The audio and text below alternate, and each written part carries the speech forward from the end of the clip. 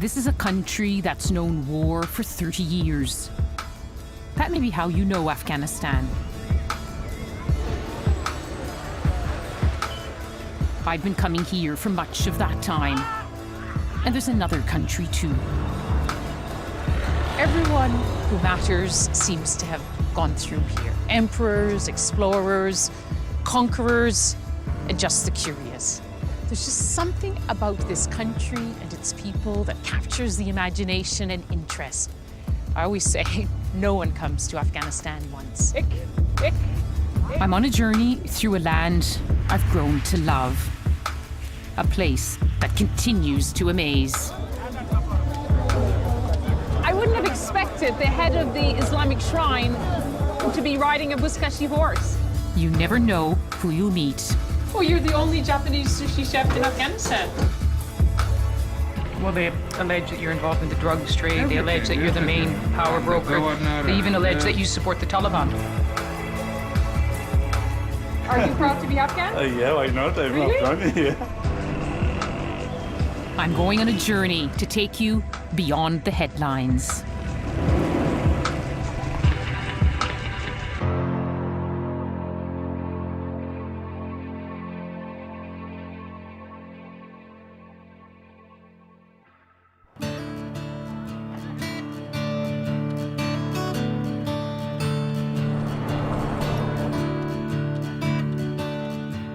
My journey begins in the far north of Afghanistan, in the bustling city of Mazar-e-Sharif.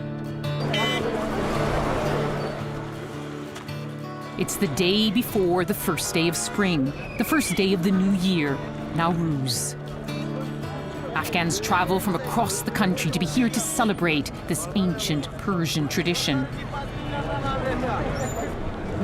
The Taliban banned Nowruz as un-Islamic, but it's a very Afghan time, one of their most festive holidays. Security is tight. Kabul. Kabul? You're not worried about security? No? There's security. No problem. Look at the police. Look at the police. Look at the check. They're everywhere. Police asked. ما ایمان داریم سر سرباز خود سر مسئولین امنیتی خود ایمان داریم. You have to admire their courage. People bringing their families here, driving for hours to reach Mazar-e-Sharif. They know about the threats. They see the security. But they lived in a country which has been at war for some 30 years. So they get used to it and they get on with life. They want it to change, but they're not going to let it get in the way of a good celebration.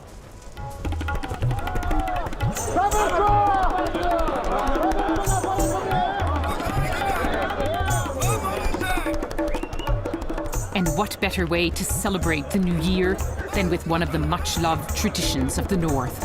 Buzkashi, that means goat grabbing. It's Afghanistan's oldest sport, its national game. Two teams fight over the carcass of a headless goat. They have to grab it, gallop free of everyone else, and then drop it in a chalked circle. I found myself sitting next to Babrak Nurzai, a young economist. Buzkashi has a wide range of fans. Why do you think Afghans like it so much? It's quite a unique sport. Buzkashi is traditional game of Afghanistan, and mostly in this region, especially in the north, people likes the horses, riding the horses. That's the reason that they like it so much. Some Afghans tell me they'd like Buzkashi to be an Olympic sport. Everything is possible.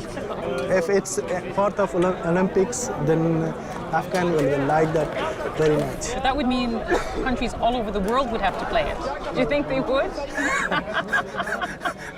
Maybe they might bring slight changes or slight corrections. I think Afghans like it the way it is, you know, it's very rough and everyone... No, the rule of the game will be the same. There's no rules, is there? Yeah, there is. Buzkashi used to have hundreds of riders, no teams, no written rules. It's a bit more organized now, but some still call it the world's wildest game. It's not a sport for women, although Western women are given the status of special guests. You know, I came to the first Buzkashi game right to this very place more than 20 years ago. when the communists were ruling Afghanistan. Do you think it's changed at all? The games are not changing, and it's the same game. Maybe only the regime has changed. In the midst of the melee, I spotted a familiar face. What was a cleric from Mazar's most famous shrine doing on the playing field? I wouldn't have expected the head of the Islamic shrine to be riding a Buzkashi horse. How many years have you been playing Buzkashi? Maybe more than 25 years. What do you need to be a good Buzkashi rider?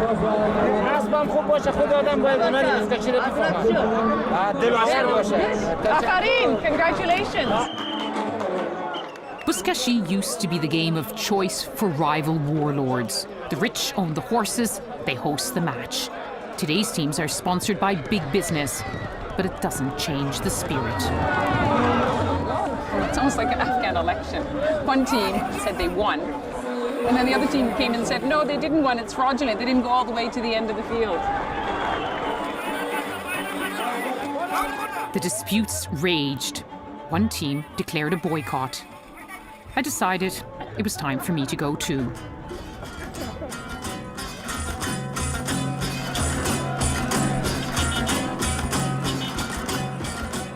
New Year's Day dawned.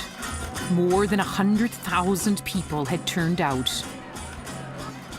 Just look at all the crowds that have come here. They've been queuing up since early this morning. Everyone wants to be at the shrine for this greatest of days in the Afghan calendar. A lot of people, a lot of security, and a lot of anticipation.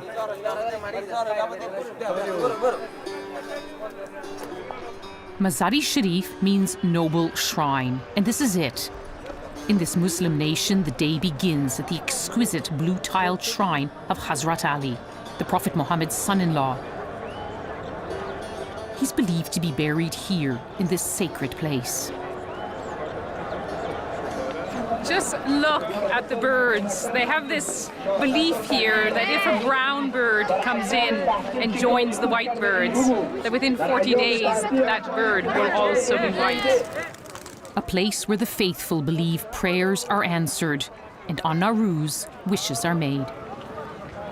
شما مقبول است؟ چی آرزو دارید؟ برای جای تعلیم چیز کنه دولت از دولت تقاضا داریم که برای ما یک جای تعلیم ما رو به خوبی تبریک باشد. Even at that young age, they hope for good for their people, good for the country. Nowruz Mubarak. Happy New Year's.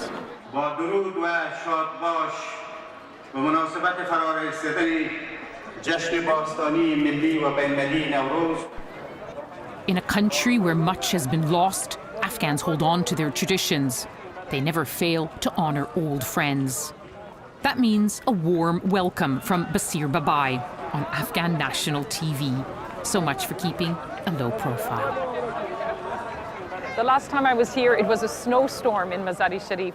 So it's lovely to come when the sun is shining, and we all hope it's the start of a shining year for Afghanistan. Nowruz Mubarak, Nowruz Mubarak. Rishad Tashakkur. Afghans across the country are watching this. This is the moment.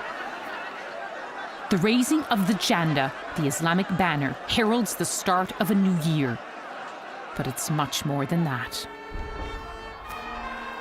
Legend has it, if this banner is raised in one smooth pull, it will be a good year. No wonder they put it in the hands of the strongest men.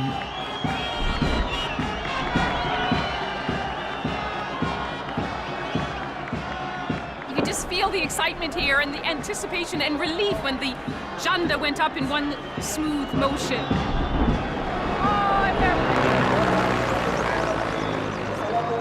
Look at the people. They're actually climbing over the fence. Look at them. They want to go and touch the flag. That's how much it matters to them. In a country where good news is rare, Afghans can be forgiven for holding on to that. We hope that the Jandas is an omen for the new year. And look at the crowd. It's full of doves and the papers cascading, wishing everyone a happy new year. What an extraordinary day.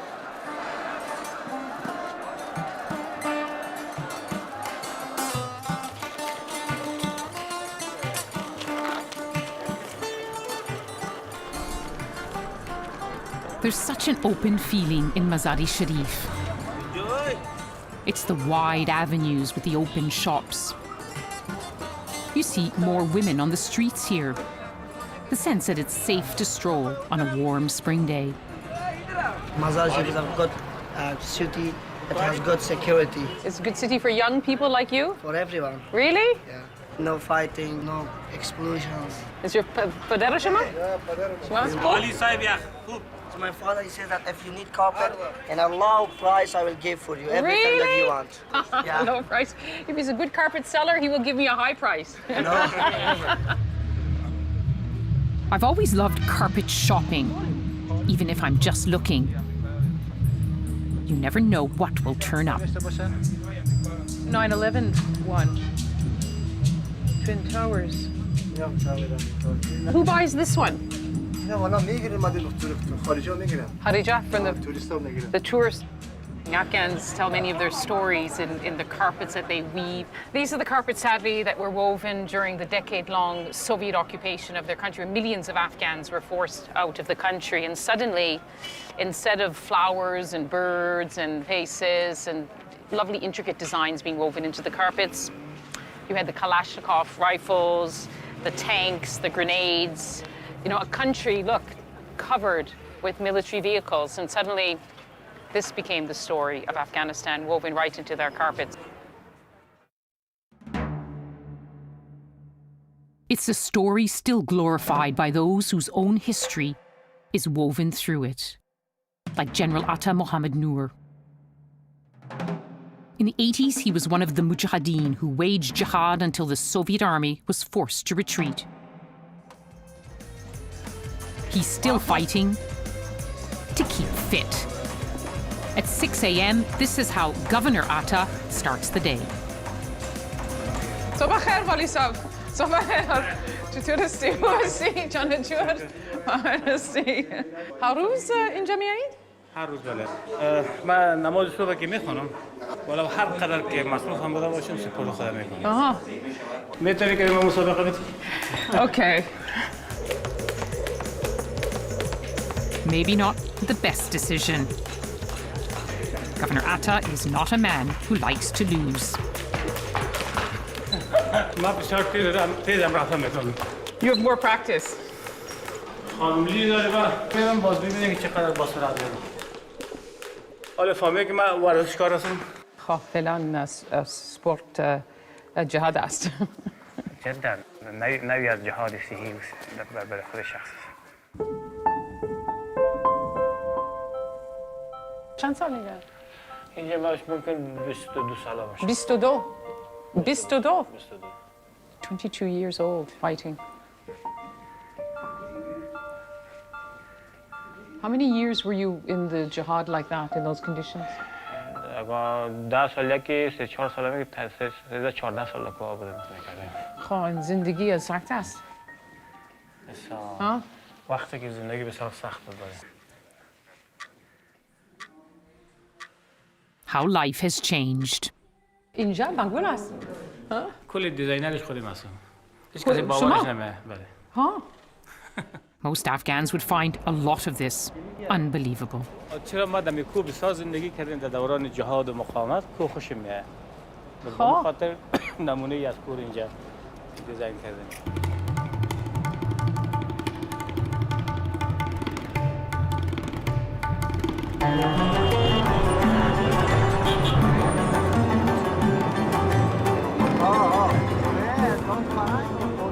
Posters everywhere. دوست دارن که یکی از فعالیت‌ها برای تصویرش بزنن، روز مامانیت